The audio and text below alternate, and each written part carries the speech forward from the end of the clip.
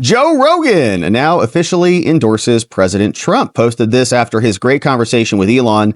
Says that the great and powerful Elon Musk is now here on the Joe Rogan Experience. Says if it wasn't for him, we'd be effed, man. He makes what I think is the most compelling case for Trump you'll hear, and I agree with him every step of the way. And for the record, yes, that's an endorsement of Trump. So enjoy the podcast. And it was a good podcast, what I've been able to listen to thus far. We'll certainly finish it. But Trump was excited about it, came out, posted a TikTok on this. Here's a short 8-second bit from the president. I just received word about Joe Rogan's endorsement. He's a fantastic guy, and it's a great honor to receive it. Thank you, Joe, very much. Nicely done. They had a great conversation on the podcast. If you missed it, it was 3 hours of listening, and Kamala Harris never came by. Joe Rogan gave her an open invitation to come on by, but she didn't make that happen. So Elon says, get out and vote. You absolutely have to do it. Trump also was unifying the party with Megyn Kelly, brought her out into Pittsburgh, and she posted this last night. Great photo. It says, an incredible night in Pittsburgh with President Trump. God bless him. Let's effing go, America. Go vote for him. From Megyn Kelly. Nice photo. Looking good together. Now, somebody was not happy about this at all. Who? Dana Bash. I can't believe this. Listen to how bitter she is. Because I don't know what this is going to look like under Donald Trump. We're going to have to take a break. I'm being told that Megyn Kelly just announced that she is going to be speaking at Donald Trump's last rally. Megyn Kelly of blood coming out of her wherever fame. That's interesting. An interesting turn of events coming because Oh, she's so mad. You can see it in her face. Oh, that's interesting. Wow. Okay. The blood coming out of her wherever thing. I can't even believe it. Hilarious. So very upset about it. Meanwhile, Megyn Kelly looks absolutely beautiful and is brilliant as always. Here's what she sounded like. Megyn Kelly is here, and she's doing, come up here, Megyn. She ripped a guy apart. Buddy? What's up, Megyn? Hey, it's great to see you. Can you believe this guy? Can you stamina on this guy?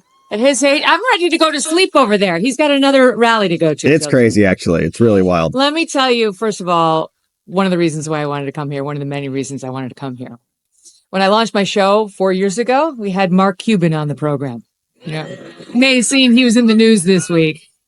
And he started going on about how bad America's race history was and how ashamed he was of America. And that's why he was at all these protests. And he felt it was really important to stand up and speak out about human rights violations.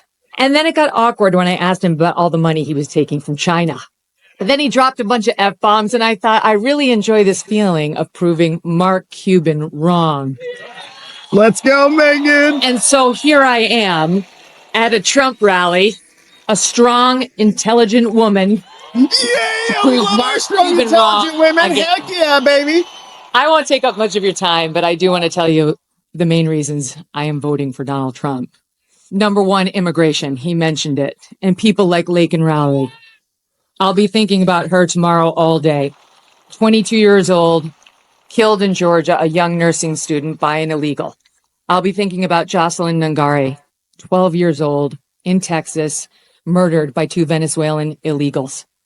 President Trump closed the border. Kamala Harris opened it by choice. It wasn't accidental. She said it would be humane. That's what she and her boss believed. Tell it to Laken Riley's family. There was nothing humane about it. He closed it. They opened it. It was an intentional choice, and there's no reason not to believe they won't do it again. The boys should not be in the girls' sports. The boys should not be in the girls' bathrooms. The boys should not be in the girls' locker rooms. No. Peyton McNabb, North Carolina sophomore in high school, slammed so hard in the face by a volleyball hit at her by a boy pretending to be a girl. She suffered traumatic brain injury and permanent paralysis. Kamala Harris looks at her and says, be kind. Suck it up. And that's what's right. Why do our girls have to face brain damage in order to be kind to boys who want to invade their sports? And by the way, They are going into the women's prisons. She changed the law in California to make sure the taxpayers would pay for their sex change operations. She was not just following the law, she changed the law. President Trump will stop it. He got mocked by the left for saying he would be a protector of women. He will be a protector of women, and it's why I'm voting for him. Let's He will go. close the border. He will keep the boys out of girls' sports and where they don't belong. And you know what else? One more thing. He will look out for our boys too. Our forgotten boys and our forgotten men. Guys like you, guys like these guys who've got the calluses on their hands, who work for a living with the beards and the tats, who maybe have a beer after work and don't want to be judged by people like Oprah and Beyonce, who will never have to face the consequences of her disastrous economic policies. He gets it. President Trump gets it. He will not look at our boys like they're second-class citizens. And ladies out there who want a bit of girl power in this election, let me tell you something. How can you win when the sons and the husbands and the brothers and the dads you love are losing? It's not a win. We care, young women and older, about the lives of our children, the safety of our children. And we need not get so obsessed with what happens when they're in the womb that we forget about taking care of them once we're here and they're loved. Last point. What I don't want, what I don't think you want, is the left's version of masculinity. No, You see thank that you. ad they did about Trump voters trying to encourage women to lie to their husbands so that they could vote for her instead of Trump? That's their version of what marriage looks like. An overbearing husband who bullies his wife into saying she voted one way as opposed to an honest, open relationship. Oh, wait, I'm talking about Kamala and Doug. Sorry. Where was that story in the news? Where is that story? Backhand, I Doug? don't remember a single media person, not one, who sat with him, asked him about the abuse allegations against him by a successful professional attorney, A lawyer. who has great details, who has receipts, who has witnesses. No one even asked. I wonder if Megan knows her. I'm not into their version of toxic masculinity or new masculinity. I prefer the old version. All of you, and I prefer a president who understands how to be strong and how to fight. I hope all of you do what I did last week. Vote Trump and get 10 friends to vote Trump too. Amazing. Megyn Kelly rocks. All right. She just crushed that. Outstanding. Well done, Megyn Kelly. So she's absolutely right. It's as many people as you can grab. Get them out here. Today's the final day. 10 friends to get out there and vote. There's still time on the scoreboard. The clock is still ticking, man. So we can still bank those votes and get them in harder than we've ever gotten them in. Dana Bash was very unhappy about it, and the media is very upset about it. They were now trying to dig into this guy, Senator Eric Schmidt. He's over from Missouri. He's calling her out, saying, look, nobody's believing your fake lies anymore. 2 days before the election, 1 day before the election. Now we're at the election. You're still doing the Puerto Rico joke? Are you serious? Come on. Effective the messaging in these final days?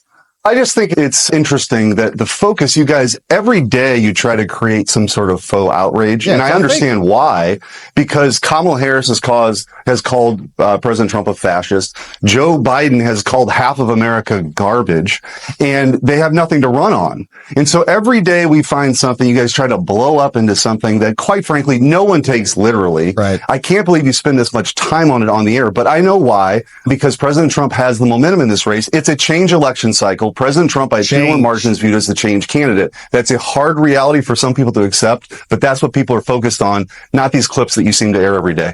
Oh, nicely done. And I think that's really what it comes down to when you boil it down to just the basic fundamentals. Can you throw the ball? Can you catch the ball kind of thing? Very basic. What is the zeitgeist, the current aura that we're feeling? I think people want change from the current situation. Now, Kamala has tried to represent herself as the character of change, but now people see past that. She's been in the White House for the last 4 years. So one of her biggest fans is Reid Hoffman. Reid Hoffman, the same guy who was funding the E. Jean Carroll lawsuit against President Trump. the same guy who has been reported to have been hanging out with Epstein multiple times. Elon and Tucker have talked about him being very nervous about Trump winning because that Epstein list might come out again. And some billionaires don't want that to happen. Tucker postulated it was him. And I think Elon said it's probably Bill Gates, right? Those guys are pretty plugged in. They probably know, especially Elon, who used to work with Reid Hoffman 20 years ago at PayPal. Reid Hoffman came out. He needed to cover up all the boxes of evidence or other things that are back there. So he brought out these little panels and said, put those up back there. Can you see through those? No, you can't see anything through those. Yeah. So he came out, he posted a video. He says, here's my message to American voters and to Russian bots. I guess that's us. Hey, what's up, Russian bots? Vote for Harris.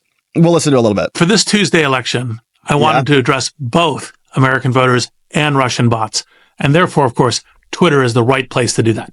For the American voters, Vice President Harris is the right person to unite the country for investing in our business and our future. What? She understands the importance of founders, not only because she called it out within the convention speech, the first ever presidential candidate accepting a nomination to do, but because she called out founders, said thank you to the founders of our what?